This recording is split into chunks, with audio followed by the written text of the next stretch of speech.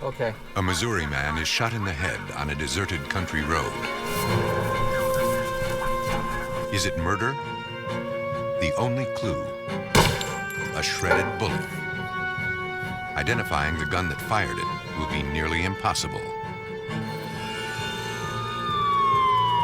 In Florida, a man is beaten to death in his home.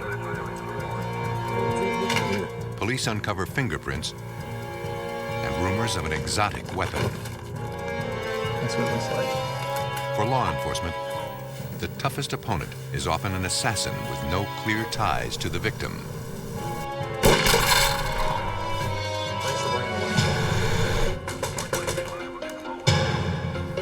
Using science as their most powerful weapon, investigators must find these hired killers and make them pay the true price of murder.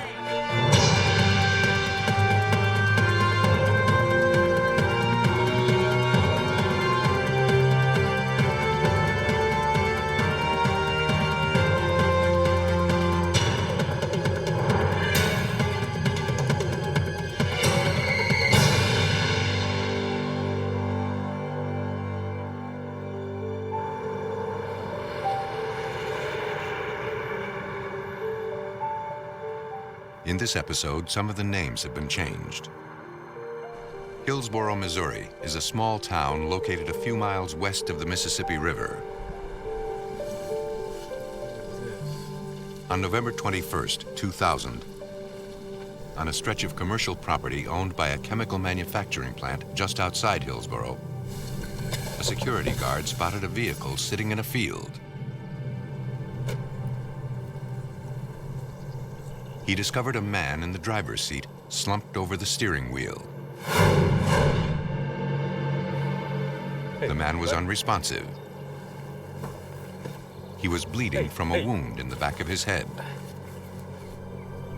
The security guard called 911. Jefferson County 911, what is your emergency? A man in a field... A dispatcher alerted units from the Jefferson County Sheriff's Department. 7214, 6017. Within minutes, paramedics and deputies were on the scene. But for the man who lay motionless in the driver's seat, it was too late. Paramedics pronounced him dead at the scene. Sheriff's deputies cordoned off the area and called in crime scene investigators. Detective William McDaniel took charge of the case. When I pulled up, there was a car partially off a gravel roadway, had a white male slumped at the wheel. The rear passenger side window was shattered. It looked like from a bullet. And the security guard found him. Okay, I guess what we'll do then. The evidence suggested to Detective Michael Gray the car was moving when the man was shot. You can do it here. When the vehicle was found, it was in gear. His foot was still on the brake pedal. We surmised that the vehicle was traveling at idle speed. We initially were looking at the possibility of it being hunting related simply because of the time of year. The area in question is known for a lot of hunting. Detectives examined the car inside and out in search of any clues. Some 30 feet away on the dirt road, investigators found shards of glass. They believed the bullet struck the car and driver here, after which he drove straight off the road. The driver was removed from the vehicle and identified by his license. His name was Larry Holman, a 44-year-old from nearby Hillsboro. The victim's wife was contacted. Detective McDaniel knew the victim from around town. He was a church-going family man, not a man prone to have many enemies. Open up the right door. He was also an avid hunter. Yeah, I pulled from down the road. The security guard revealed that the subject was in the field area scouting for deer for possible hunting locations. It's the last day of deer season, and there had been reports of poachers on the property. The car is in a field where the deer cross, so there's a chance that somebody may have thought it was a deer moving across the field. Detectives turned to forensics to find the source of the deadly shot. Well, the important thing was to try to determine the direction the projectile came from. Once we got a direction, we'd have a line on where to search for any items of forensic evidence, any shell casings, items left behind. That's why it was important to try to position everything back in its original location. We repositioned the vehicle back on the road. We figured out a trajectory angle based upon the approximate head height of the gentleman. It was a matter of setting up a tripod, taking a trajectory string, and then just extrapolating back into the wooded area. Holman had been shot from behind, the bullet passing through the window and the car's headrest before killing him. Okay, that's good. Police used this information to reconstruct the bullet's path. We ran the trajectory angle back from the vehicle at about 40 to 50 feet away near the wood line. The trajectory string was at about shoulder height, which would be consistent with an individual taking aim or firing with a weapon. I like that. What do you think? Be right real close. Investigators scoured the woods in that area, looking for potential evidence left by a careless hunter. But police came up empty-handed. No shell casings, cigarette butts, or any clues to help explain what happened. A sheriff's deputy interviewed the security guard at the entrance to the property. He was the last person to see Larry Holman alive. Police hoped the guard might recall some small clue to help them find the killer. Inside? Okay. The guard had known the victim. Larry had worked there and hunted on the property often. On the day of his death, Larry Holman arrived alone and in good spirits. It was his day off work, and he told the guard he would be out in the field scouting for deer. According to a sign-in sheet, Yes, sir, it is. Holman had entered the property at 4:20 in the afternoon. Holman there. Yes, sir. He would never sign out. Correct. Mrs. Holman? Yes. Police spoke with the victim's wife, Tammy, to see if she could shed any additional light on the investigation. I need to speak to you about your husband. I don't understand. She said she had last seen him the morning he was killed. The couple had been married nearly 15 years. Okay. She described her marriage as happy and could think of no one who wished Larry harm. What happened? She wasn't able to provide any additional information. He was shot down at his place. An autopsy was performed, though it offered few clues that could point to a perpetrator. According to the coroner's report, Larry Holman died instantly. A high-velocity slug was retrieved from his skull, but it was unidentifiable. The bullet's lead core was gone. Only a mangled copper jacket survived. Okay. Investigators hope to recover more pieces of the bullet in the victim's car. See if we can preserve that. The projectile, it had fragmented when it penetrated the glass. When we processed the vehicle, we found some fragments from the projectile embedded in the headrest of the driver's seat. So we decided to retrieve that in the attempt to try to determine the caliber of the weapon and maybe the ammunition that was used.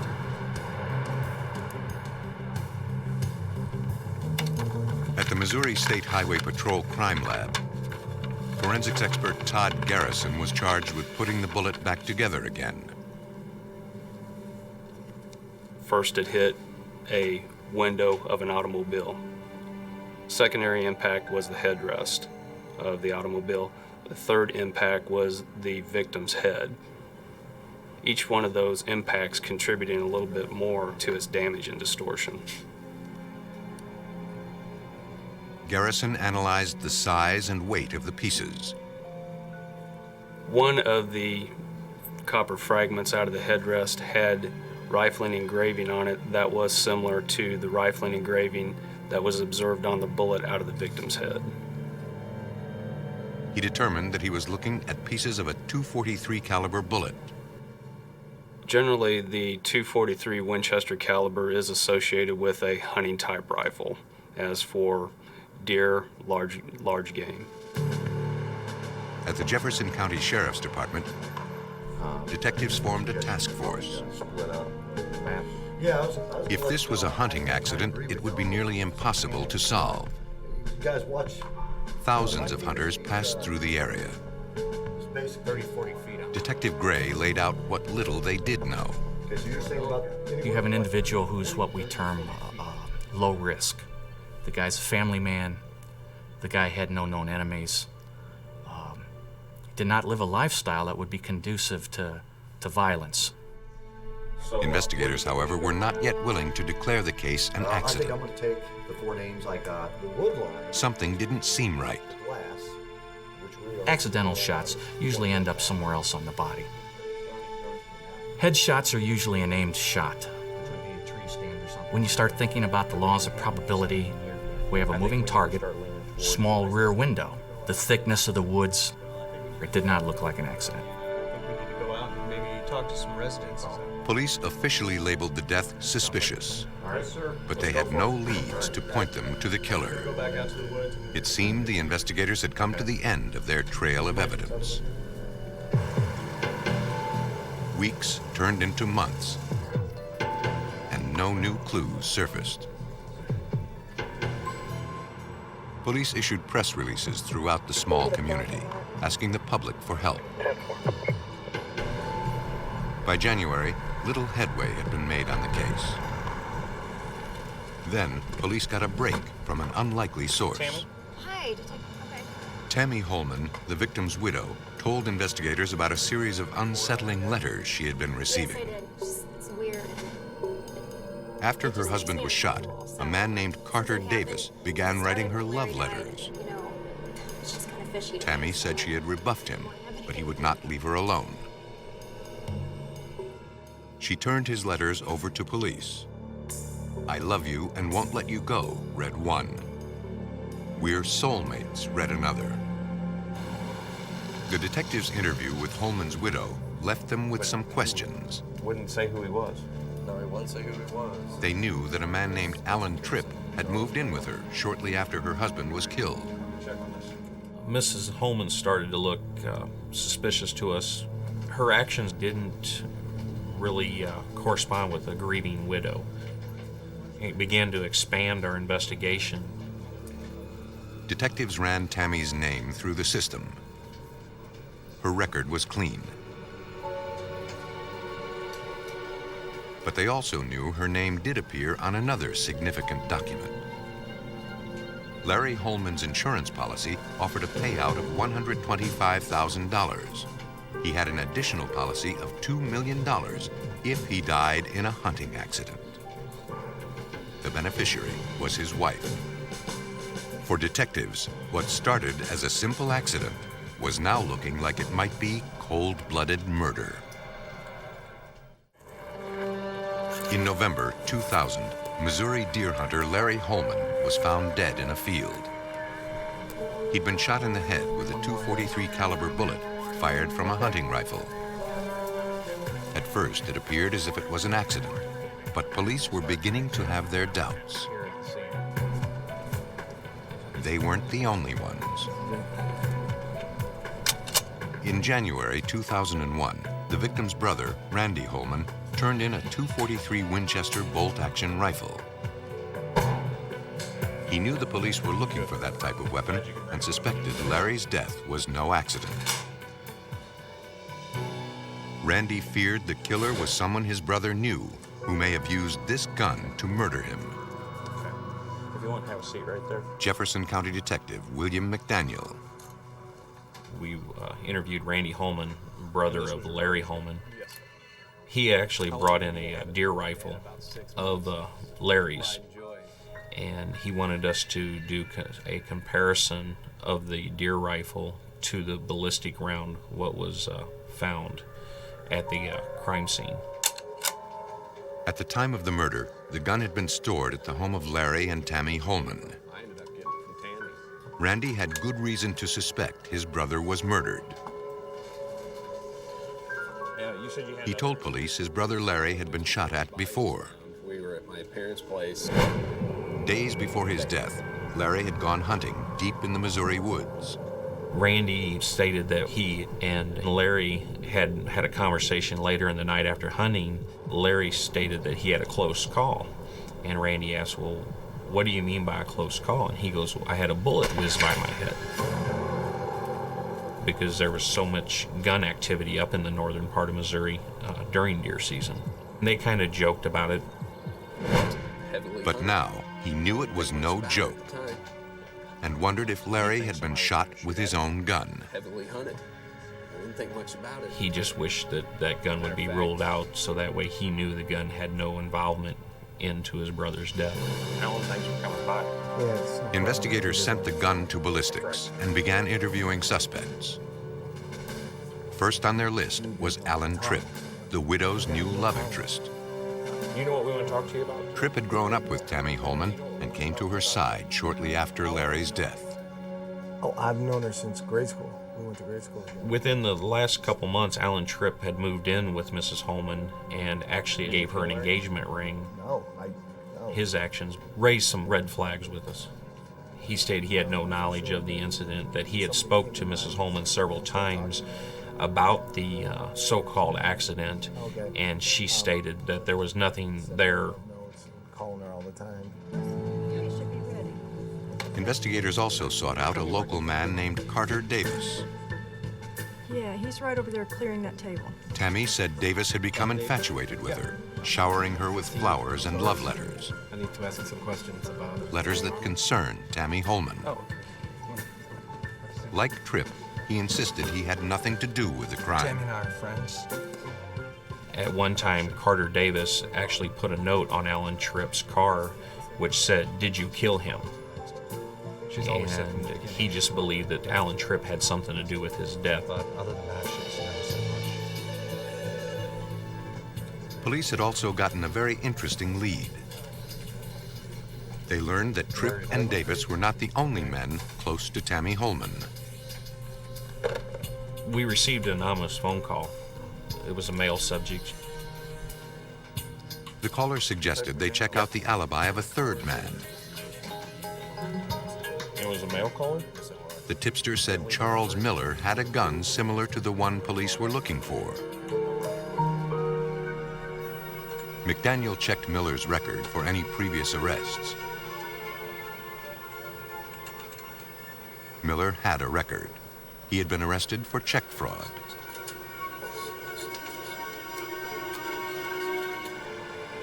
A few days later, on January 9th, 2001, investigators caught another break.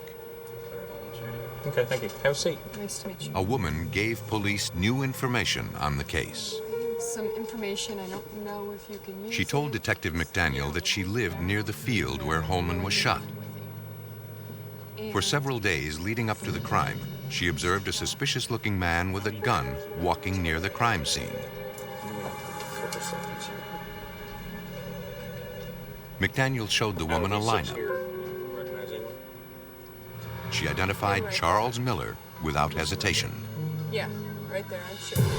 Within hours, they had their man in sight. Miller! Charles Miller was arrested and brought in for questioning. He admitted he was a friend of the Holmans, but claimed to know nothing of the crime. He's good. They had attended Sunday schools together. Miller would come over and do work around the Holman's house. He would bring eggs, he would bring, bacon, and so Tammy would cook breakfast in the morning for him and Larry. Miller offered to cooperate with investigators. Mr. Miller gave us permission to do a consent to search on firearms that he had owned. We were only looking for high-powered rifles, and he actually gave us 3 rifles, one being a Browning Bolt A-Action 243. Deputies also seized boxes of .243 caliber ammunition and cell phone records, which indicated that Miller had called the Holman residence on the day of the crime.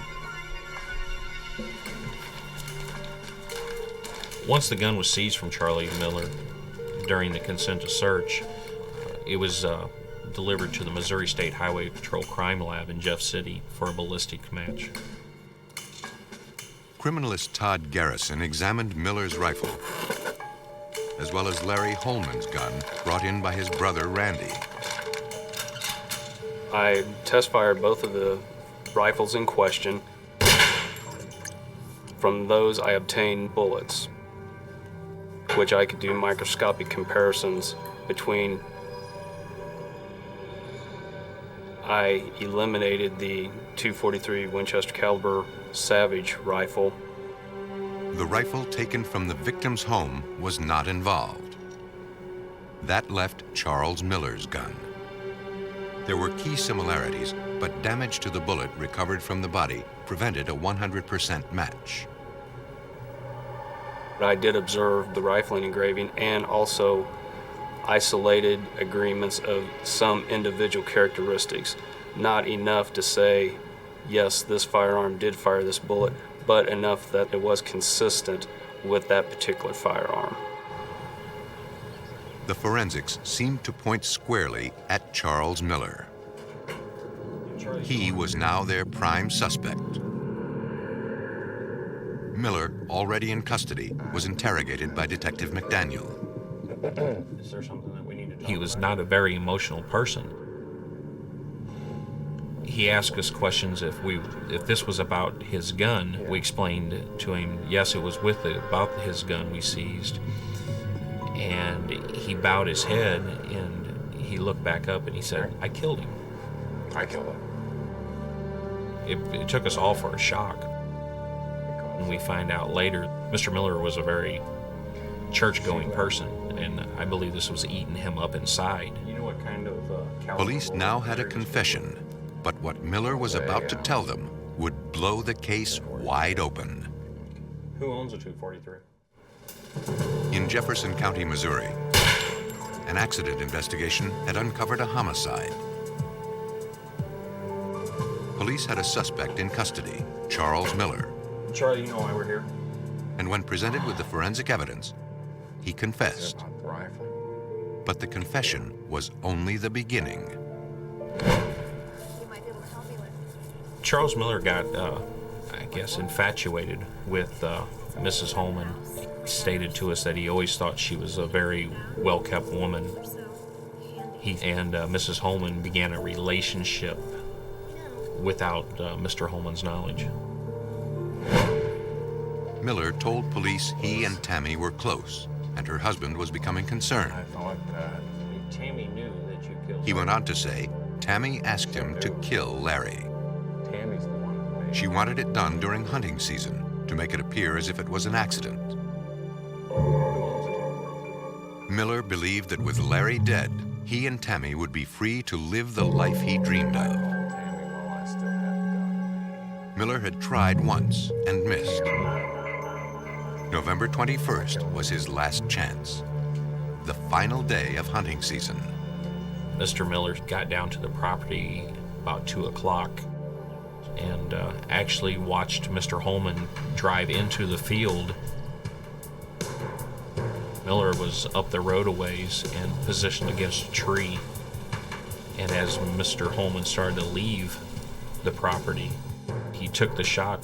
And he watched Mr. Holman slump, his head go forward and rest on the steering wheel, and the car veered off. Police believe he then packed up his rifle, picked up his shell casings, and left the scene.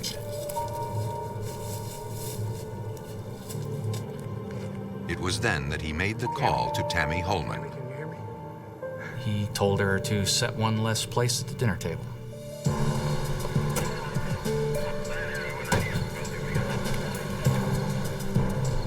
On January 10, 2001, detectives arrested Tammy Holman for the murder of her husband. Tammy?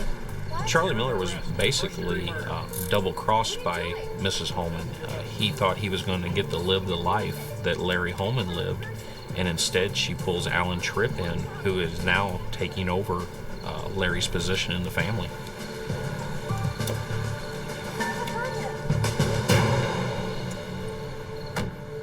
She was a black widow, and she had all these lovers out there, and she kind of used them all to do her dirty work for her. Charles Miller pled guilty to second-degree murder and is serving a 25-year prison sentence. Tammy Holman was sentenced to 7 years in prison for conspiracy to commit murder. A sniper's bullet will often give him away, but a hitman who uses a more obscure weapon poses an added challenge for police. November 7th, 1995, 8:31 p.m. A 911 dispatcher received a frantic call from a woman in Green Cove Springs, Florida. We'll get somebody out there, okay? The caller, Linda Jones, reported that 3 men had broken in and ransacked her home.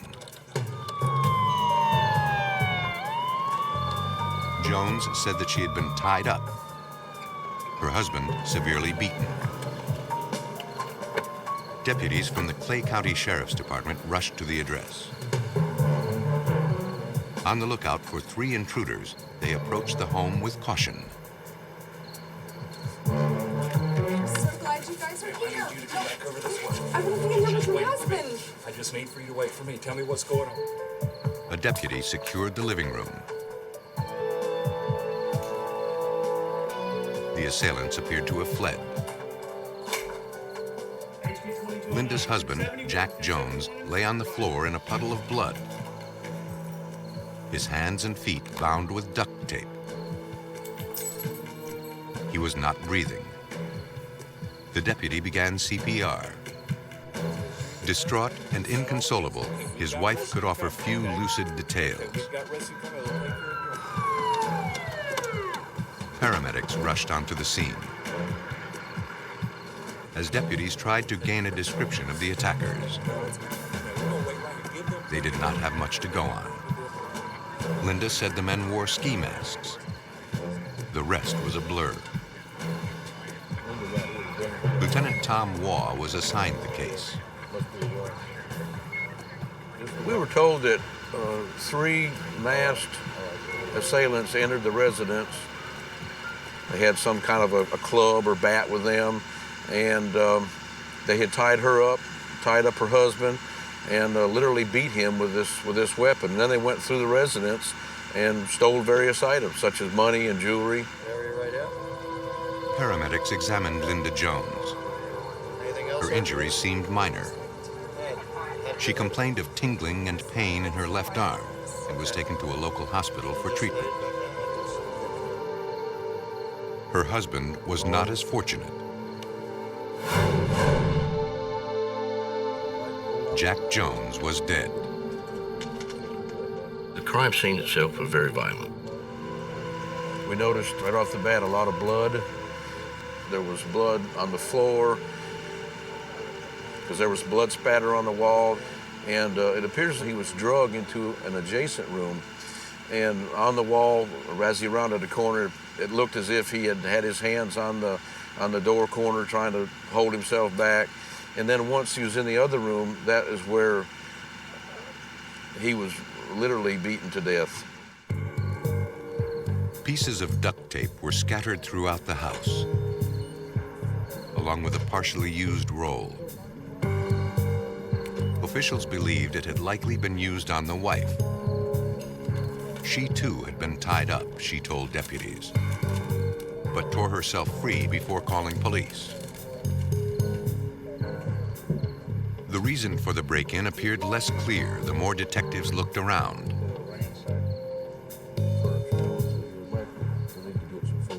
Valuables were found in plain view. It was made to look like it was ransacked, you know, just disheveled. Jewelry, an expensive watch, a man's wallet with cash and credit cards were all left behind.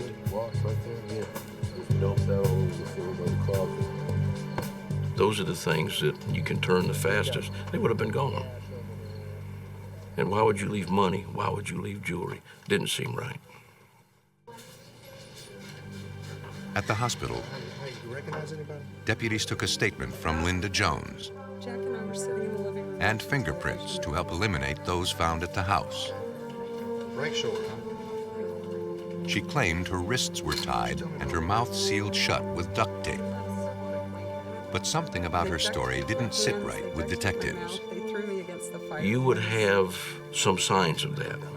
There wasn't any redness on her mouth or her face. That didn't seem quite right, because normally duct tape will leave a residue, or they'll leave a redness when you snatch that thing off. Police were left with many questions. An autopsy provided few answers. The coroner's report revealed broken ribs, skull fractures, and severe contusions from the knees to the top of his head. Lieutenant Jim Redmond recalls the official findings.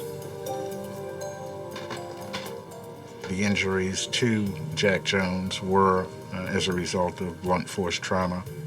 The injuries were indicative of a bat or some type of club. The brutality of the crime sent shockwaves throughout the community. Detectives were baffled. The Joneses lived in a nice neighborhood in the Lake Asbury area of Clay County. Why did somebody pick out this house? In this affluent neighborhood, quiet, peaceful, very peaceful, quiet neighborhood. Why did they just pick this house out at random to come in and commit this crime? It just wasn't right. Come on, Linda. Investigators hoped Jones's widow might shed some light on the case. Her response, however, surprised them. Linda felt a need to have an attorney right away and indicated that we couldn't contact her. Her behavior, though legal, seemed odd. Why would she get an attorney? You know, why would a victim whose husband was murdered, why would she need an attorney? Investigators began canvassing the neighborhood. They hoped someone might have seen something that would pinpoint the killer. We learned of Jack and Linda's relationship from various people, and it was a stormy relationship. Supposedly, they just weren't happy. According to neighbors, Jack Jones was having an affair, and Linda had discovered it.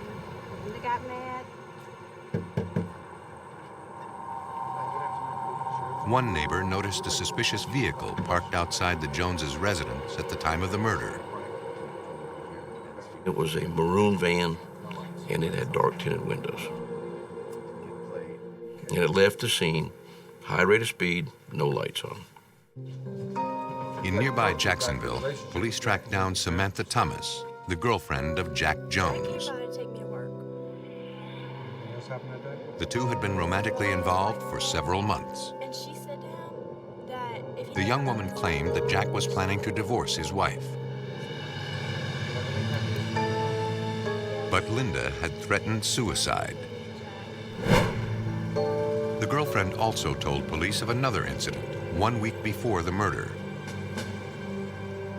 On October 31st, outside her home, Thomas's car was vandalized, the tires slashed. It could have been just a Halloween prank. But according to his girlfriend, Jack Jones felt differently. Jack felt like Linda was behind it just due to all the ruckus she was raising about Samantha and his relationship. The story seemed a bit odd, but Waugh's next find only increased his suspicions. According to their insurance policy, Linda Jones would receive $500,000 in the event of her husband's death. It was a compelling motive, but to prove murder, investigators would have to turn to the evidence. Though Linda Jones maintained her silence, the duct tape spoke volumes. Dawn Walters, a crime analyst with the Florida Department of Law Enforcement, examined scraps of tape collected by police at the crime scene. Minute details grabbed her attention. Some of the duct tape that was submitted was pulled apart or torn apart, and some of the duct tape that was submitted appeared to have been cut. Duct tape found on the victim was stretched and frayed, signs that the man had struggled to break free. Tape wrapped around the wrists of his wife, however, bore a tiny triangular pattern. The duct tape was determined to have been cut by what appeared to be pinking shears or another similar cutting instrument. Walters also looked for fingerprints, but none were visible. At least, not to the naked eye. I decided to use the cyanoacrylate ester fuming process, otherwise known as the superglue process. The superglue fuming process is done by adding superglue drops to sodium hydroxide soaked cotton, which then begins to fume, and these fumes will adhere to the latent print residue that's present on an item. Then I used white fingerprint powder to further enhance the prints. Within seconds, an image came into view. Linda Jones had not torn the duct tape from her wrists. And now police had not one, but 2 fingerprints to prove it. Someone had cut her free on the night of the murder. In 1995, Florida police were on the hunt for 3 masked intruders who bludgeoned a man in his home. After weeks of investigation, Lieutenant Tom Waugh had just 2 significant clues. A pair of fingerprints left at the scene, and a mysterious maroon van. The van remained unidentified. The fingerprints matched no one on file. According to information gathered by police, the victim was a used car salesman with no known enemies and a marriage on the rocks. Waugh suspected the victim's wife was involved, but she could not have acted alone. Not too far into this investigation after the death of Jack Jones, I had felt like that this was going to be a murder for hire. Police then got a tip that confirmed their suspicions. An anonymous source accused a local man of being involved in the crime. He was a landscaper named Donald Bradley. Police took a closer look at him. We determined that Donald Bradley owned a maroon van with dark tinted windows. The description of the van matched the one police were looking for. A review of his landscaping business finances led to the accounting office in Jacksonville, where Linda Jones worked. Linda Jones did Donald Bradley's taxes and did work for him. She knew him, and boom, right away, he was coming into focus in this case. One of the things I do routinely when somebody is identified as a suspect, I would start finding out who are they calling. In Donald Bradley's case, it was not only who, but when. This is the night of the murder. I got Donald Bradley's cell phone. Cell phone records indicated he'd made 3 calls to the Jones house on November 7th, all around the time the crime occurred. On January 22nd, 1996, Lieutenants Tom Waugh and Jim Redmond interviewed their suspect at his home in Orange Park, Florida. Sheriff's Office, Lieutenant Jim Redmond. Bradley admitted he knew the Joneses, but said he had no knowledge of the crime. He told police he'd been out driving for part of the evening in question. What was the last 4? When we talked with him that day, he was very arrogant. Detectives soon revealed their hand. Yeah, well, we got a 911 call. When we started telling him about the phone calls to the house, he He said, yes, it was concerning taxes. And then he was very, very nervous, and you could tell he kind of didn't know where to go but hold his composure. I would ask him, Donald, how could Linda be talking about taxes with you on the telephone?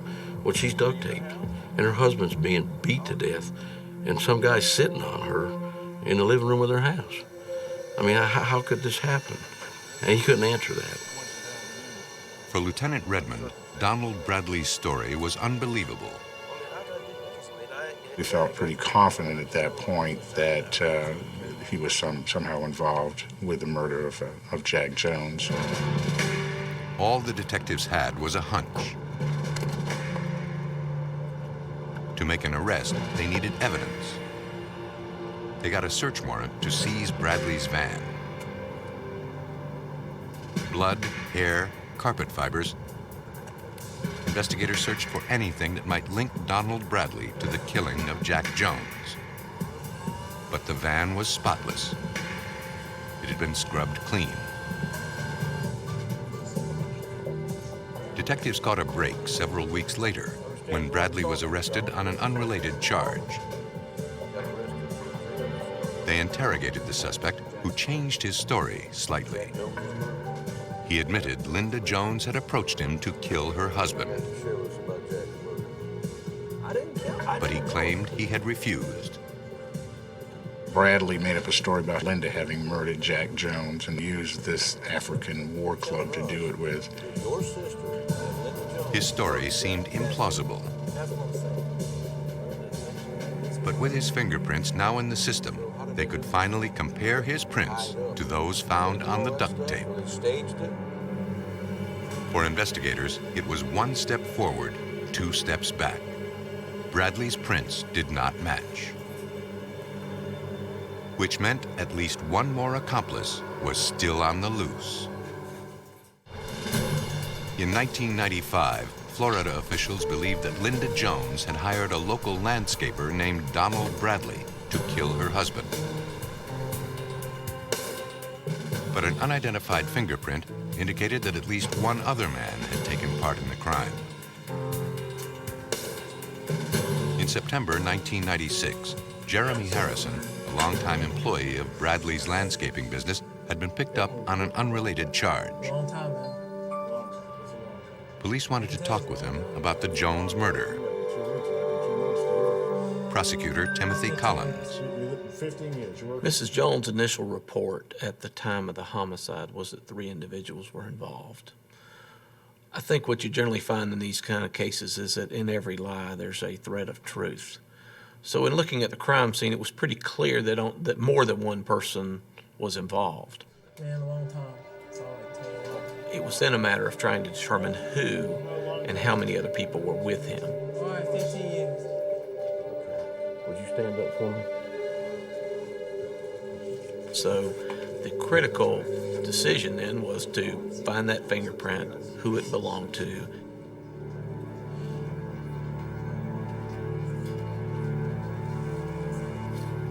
Fingerprint specialist Dawn Walters received Harrison's ink print to compare with evidence on file. To compare latent prints, I look for the individual characteristics that are present in the latent print and the inked print. Characteristics such as dots and ending ridges and bifurcations. I was able to identify the 2 latent fingerprints on the tape. The prints belonged to Jeremy Harrison. Finally, they had their proof. They presented what they had found to Harrison. He started to talk. He had no problems in telling us that he was involved in the murder and that Bradley was involved in the murder. But there was a third person, and he wouldn't discuss who that third person was, and he was holding back for a reason. Harrison wouldn't point his finger at the third suspect. It seemed the investigator had hit another brick wall. Then they learned of a family connection that seemed likely to provide them with the break they so desperately needed. It was shortly thereafter that we learned of his brother. Jonathan Harrison was picked up for questioning. We left the door open in the interview room, and we let his brother walk by. And his brother looked at him and said, "I told him everything. Give it up, bro."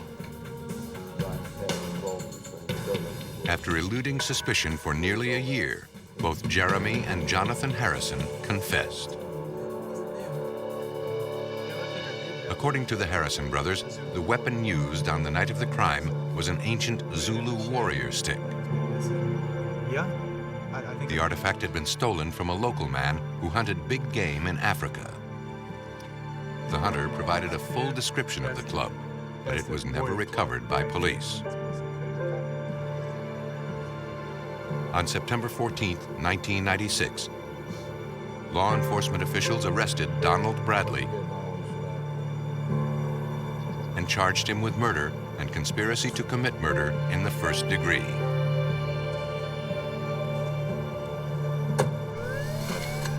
That same day, investigators closed in on Linda Jones.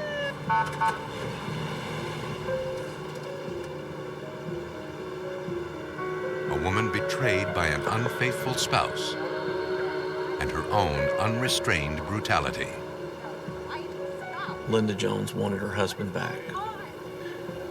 When she finally came to the conclusion that that was never going to happen, then it became a matter of money. Will be used against you in a court of law.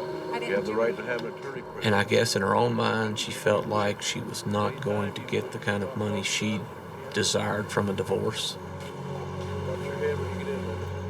Investigators pieced together the events that led to Jack Jones's murder. According to the brothers, Donald had contacted him. He said he would pay him $100 apiece to go beat this guy up. And that's what they thought they were going to do. Donald Bradley had other plans. After calling Linda Jones several times that evening, making sure their victim was in place, the Harrison brothers burst through the front door, which Linda had left unlocked. Bradley attacked from a side entrance. Bradley grabbed the Zulu warrior stick and proceeded to bludgeon the man in a ruthless fury. Linda's wrists were taped and then cut free, and the men disappeared into the night. Go out that way. Later that evening, the men destroyed all evidence, burning the ski masks, their bloody clothes, and the Zulu Warrior Club. Jeremy and Jonathan Harrison pled guilty to felony third-degree murder. They were sentenced to 10 years, 6 months. A jury found Donald Bradley guilty of murder, conspiracy to commit murder, and burglary with a firearm. He was sentenced to die in the electric chair. Linda Jones was found guilty of first-degree murder and conspiracy to commit murder. She was sentenced to life in prison without parole. In a murder for hire, police must not only ID a killer, but the guilty party who concocted the crime. Life insurance, cell phone calls, and suspect behavior provide guideposts for police. But it's often the tiniest evidence that speaks the loudest, and a microscope that shows who must pay the price of murder.